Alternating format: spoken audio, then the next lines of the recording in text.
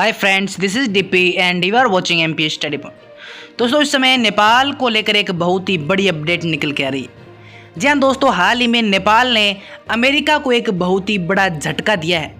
तो दोस्तों, इस वीडियो में हम चर्चा करेंगे कि नेपाल ने किस प्रकार अमेरिका का साथ छोड़ दिया है और इससे नेपाल पर क्या इफेक्ट पड़ेगा, अमेरिका पर क्या इफेक्ट पड़ेगा, इस पर हम पूरी चर्चा करेंगे। तो आप वीडियो के लास्ट तक बने रहें। साथ ही अगर आप इस चैनल पर नए हैं तो चैनल को सब्सक्राइब करके बेल नोटिफिकेशन ऑन कर लें ताकि इस प्रकार की प्रत्येक अपडेट आप तक पहुँच के सबसे पहले। तो चलिए शुरू करते हैं आज का इंपॉर्टेंट वीडियो। तो दोस्तों, हाल ही में नेपाल ने अमेरिका के साथ SSP समझौते पर हस्ताक्षर करने से मना कर दिया है। और दोस्तों, ये SSP जो समझौता है ये क्या है और कब इस पर साइन होने थे और नेपाल ने इस पर साइन करने से, इस समझौते को मानने से क्यों मना कर दिया है, ये भी मैं आपको बता दूं। सबसे पहले दोस्तों, मैं आपको बता दूं कि SSP समझौते का अर्थ ये है कि अगर नेपाल और अमेरिका के बीच SSP समझौता हो जाता है तो उसके बाद अमेरिका की जो आर्मी है वो नेपाल आर्मी की मदद करेगी। नेपाल आर्मी की अमेरिका आर्मी किस प्रकार मदद करेगी वो भी दोस्तों मैं आपको बता दूं कि जैसे कोई मानवीय आपदा आती है, नेपाल के अंदर बाढ़ आती है, भूस्खलन होता है, उसमें अमेरिका की आर्मी नेपाल आर्मी की सहायता करने वाली थी। यानी दोस्तों, मानवीय और आपदा प्रबंधन के कार्यों में जो अमेरिका की आर्मी है वो नेपाल आर्मी की सहायता करती अगर ये समझौता हो जाता, अगर दोनों देश इससे सहमत हो जाते। लेकिन दोस्तों, अंतिम समय में नेपाल ने इस समझौते पर हस्ताक्षर करने से मना कर दिया है और इस समझौते को नेपाल में लागू नहीं होने दिया। क्योंकि दोस्तों, इसके कई रीजन बताए जा रहे हैं। पहला तो ये कि लोगों में इस समझौते को लेकर, SSP समझौते को लेकर काफ़ी आक्रोश देखा गया था और नेपाल के लोग बिल्कुल भी नहीं चाहते कि अमेरिका के साथ नेपाल SSP समझौता करे।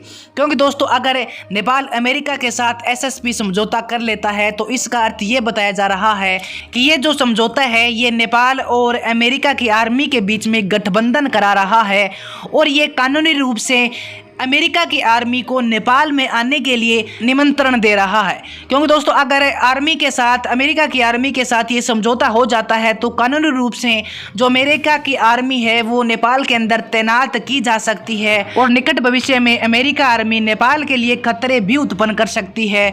ऐसा लोगों का कहना है, ऐसा लोगों में आक्रोश देखा जा रहा है। इसके अलावा दोस्तों, नेपाल आर्मी और जो भारत की आर्मी है, इंडियन आर्मी, उनका रिलेशन काफ़ी अच्छा है, उनकी दोस्ती काफ़ी अच्छी है और दोनों सेनाएं एक दूसरे का अच्छा सहयोग भी करती है। हर सिचुएशन में एक दूसरे का बढ़ चढ़कर सहयोग करती है। तो अगर अमेरिका की आर्मी नेपाल में आ जाती है और नेपाल और अमेरिका की आर्मी के बीच में गठबंधन हो जाता है तो उससे नेपाल और भारत की आर्मी के बीच जो रिलेशन है उसके बीच भी खतरे उत्पन्न हो सकते हैं और नेपाल और इंडियन आर्मी के बीच में जो रिलेशन है वो भी फीका पड़ सकता है। इस रिलेशन पर भी काफ़ी असर पड़ सकता है, ऐसा लोगों का कहना है। इसके अलावा दोस्तों, ये भी कहा जा रहा है कि अगर SSP समझौता पास हो जाता है तो उसके बाद अमेरिका की जो आर्मी है वो वैध रूप से, यानी कानूनी रूप से नेपाल में तैनात की जा सकती है। क्योंकि दोस्तों, हस्ताक्षर होने के बाद, समझौते पर अगर हस्ताक्षर हो जाते हैं तो फिर वो समझौता पास हो जाएगा और उसके बाद अमेरिका हर हाल में अपनी आर्मी को नेपाल में तैनात कर सकता है। और ऐसा कहा जा रहा है कि निकट भविष्य में जो अमेरिका की आर्मी है वो चीन के साथ कुछ गड़बड़ कर सकती है और चीन को जवाबी कार्रवाई करने के लिए मजबूर कर सकती है। तो ये भी नेपाल के भविष्य के लिए थोड़ा खतरा उत्पन्न हो सकता है। तो दोस्तों, यही बताया जा रहा है कि जो नेपाल और अमेरिका के बीच में SSP समझौता होना था, अगर ये हो जाता है तो ये नेपाल के लिए कई प्रकार से खतरे उत्पन्न कर सकते हैं। और इसी को देखते हुए लोगों ने भी काफ़ी अपना आक्रोश जताया था इस समझौते के खिलाफ और नेपाल सरकार ने भी फाइनली ये महसूस किया है कि हाँ, ये नेपाल के भविष्य के लिए खतरा उत्पन्न हो सकता है।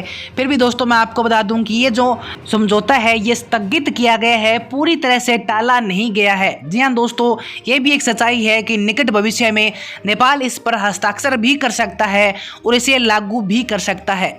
तो दोस्तों, इस बारे में आपके क्या विचार है? आपको क्या लगता है कि नेपाल और अमेरिका के बीच में SSP समझौता हो जाना चाहिए या फिर नहीं? आप इसके खिलाफ हैं या इसके पक्ष में हैं?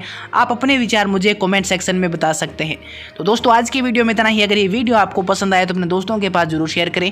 चैनल पर नए हैं तो चैनल को भी जरूर सब्सक्राइब करें ताकि इस प्रकार की प्रत्येक अपडेट आप तक पहुँच के सबसे पहले।